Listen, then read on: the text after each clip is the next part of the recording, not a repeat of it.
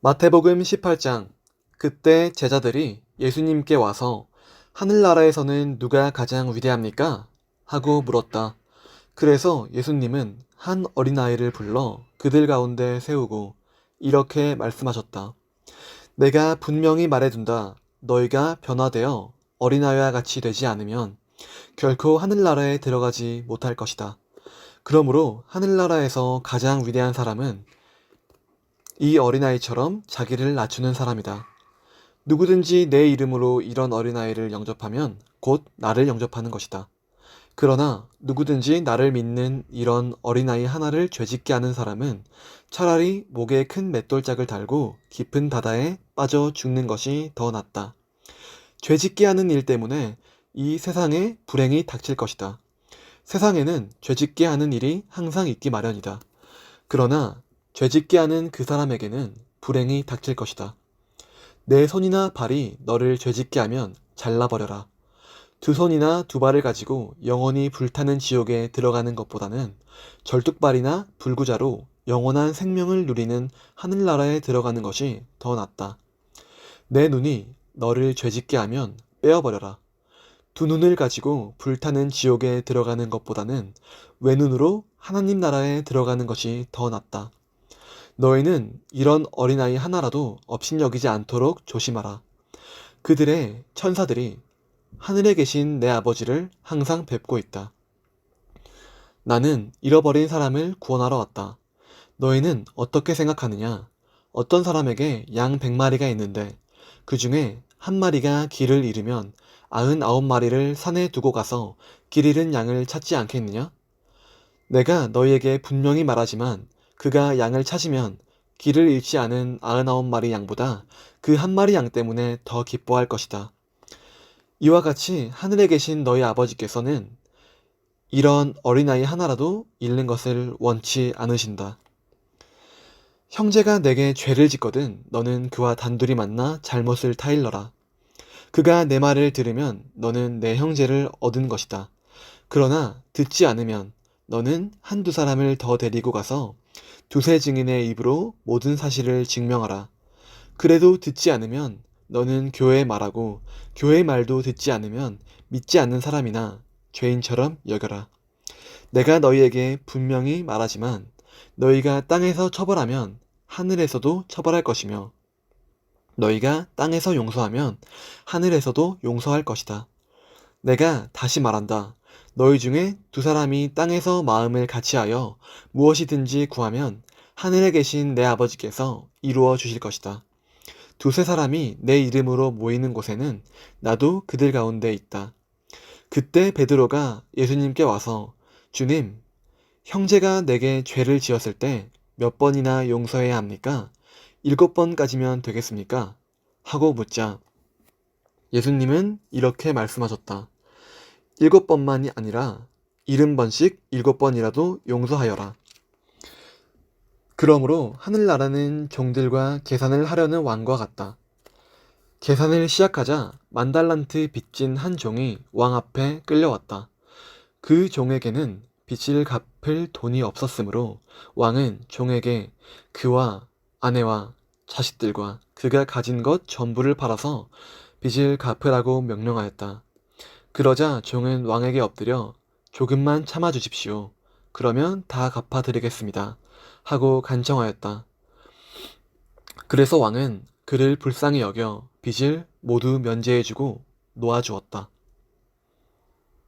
그러나 그 종은 나가 자기에게 100데나리온 빚진 동료를 만나 멱살을 잡고 당장 내 돈을 내놔 하면서 재촉하였다. 그 동료는 엎드려 조금만 참아주게 반드시 갚겠네 하고 간청하였다. 그러나 그 종은 그 사람의 간청을 들어주지 않고 빚을 다 갚을 때까지 그를 감옥에 가두어버렸다. 다른 종들이 그가 하는 짓을 보고 몹시 마음이 아파 왕에게 가서 모두 일러 바쳤다. 그래서 왕이 그 종을 불러 말하였다. 네 이놈, 내가 간청하기에 모든 빚을 면제해 주지 않았느냐? 그렇다면 내가 너를 불쌍히 여긴 것처럼 너도 내 동료를 불쌍히 여기는 것이 마땅하지 않느냐? 그러고서 왕은 화를 내며 빚을 다 갚을 때까지 그 종을 가두어 두었다. 너희가 진심으로 형제를 용서하지 않으면 하늘에 계신 내 아버지께서도 너희에게 그와 같이 하실 것이다.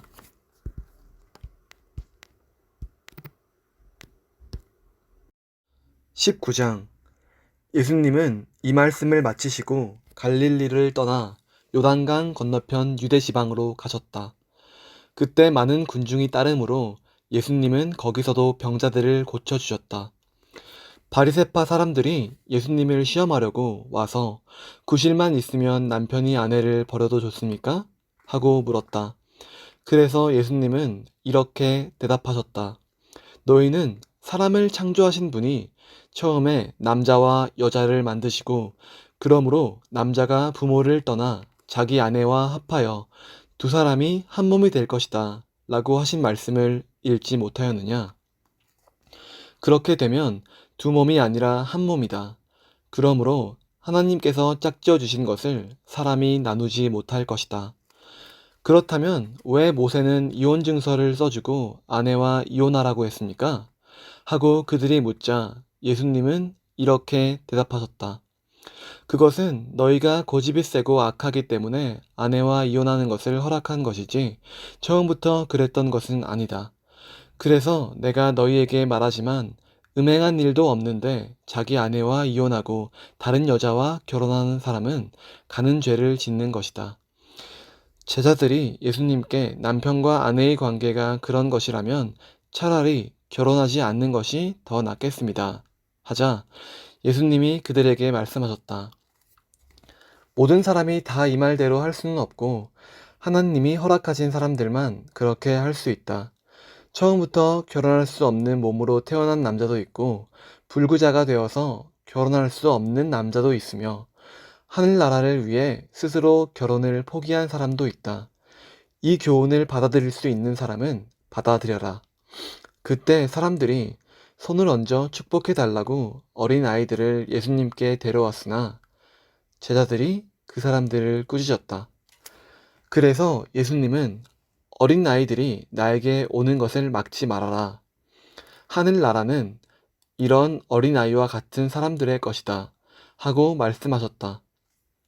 그러고서 예수님은 어린 아이들의 머리 위에 손을 얹어 축복하시고 그곳을 떠나셨다. 한 청년이 예수님께 와서 물었다. 선생님, 제가 영원한 생명을 얻으려면 어떤 선한 일을 해야 합니까? 어째서 선한 일을 나에게 묻느냐? 선한 분은 한 분밖에 없다. 내가 영원한 생명을 얻으려면 계명을 지켜라. 어느 계명입니까? 살인하지 말아라. 간음하지 말아라. 도둑질하지 말아라. 거짓 증언하지 말아라. 내 부모를 공경하라. 그리고 내 이웃을 내 몸과 같이 사랑하라는 계명이다. 저는 이 모든 계명을 다 지켰습니다. 아직 저에게 부족한 것이 있다면 무엇입니까? 내가 완전한 사람이 되려면 가서 내 재산을 다 팔아 가난한 사람들에게 주어라. 그러면 내가 하늘에서 보물을 얻을 것이다. 그리고 와서 나를 따르라.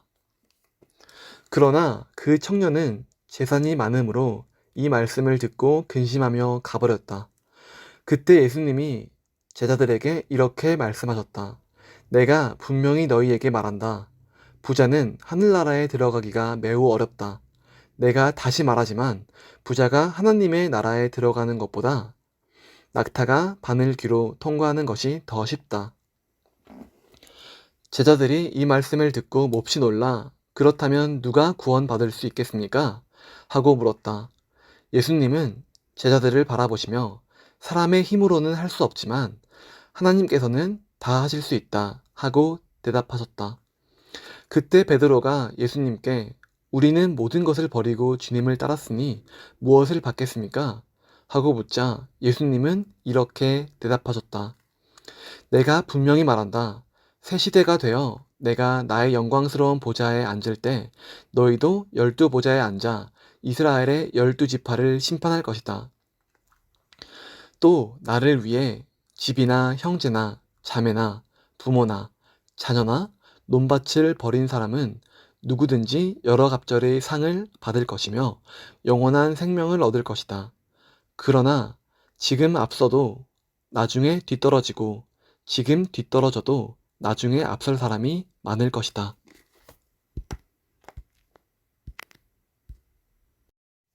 20장 하늘나라는 이렇게 비유할 수 있다. 어떤 포도원 주인이 있었는데 아침 일찍 일꾼을 구하려고 나갔다. 그는 일꾼들에게 하루 한 데나리온씩 주기로 약속하고 그들을 포도원에 들여보냈다. 9시쯤 되어 다시 나가보니 일거리가 없어 장터에서 놀고 섰는 사람들이 있었다.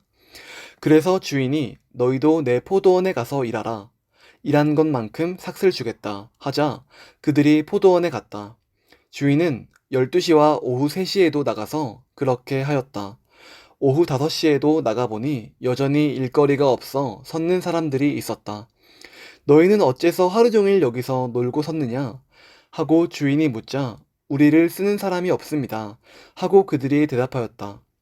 그래서 주인은 너희도 내 포도원에 가서 일하라 하였다. 날이 저물자 주인은 포도원 감독에게 일꾼을 불러 나중 온 사람부터 차례로 품삯을 주어라 하고 말하였다. 오후 5시에 온 사람들이 와서 한 데나리온씩 받기에 먼저 온 사람들은 좀 더 많이 받을 줄로 생각했으나 그들도 한 데나리온밖에 받지 못했다. 그래서 그들은 품삯을 받고 주인에게 불만을 털어놓기 시작했다. 나중에 온 사람들은 1시간밖에 일하지 않았는데 종일 더위에 시달리며 수고한 우리와 똑같이 대우해줍니까? 그러나 주인은 그들 중 한 사람에게 이렇게 대답하였다. 내가 내게 잘못한 것이 없다. 내가 나와 한 데나리온으로 약속하지 않았느냐? 내 것이나 가지고 가거라. 나중에 온 이 사람에게 너와 똑같이 주는 것은 내 마음이다. 내 것을 가지고 내 마음대로 못한단 말이냐? 내 너그러움이 내 비위에 거슬리느냐?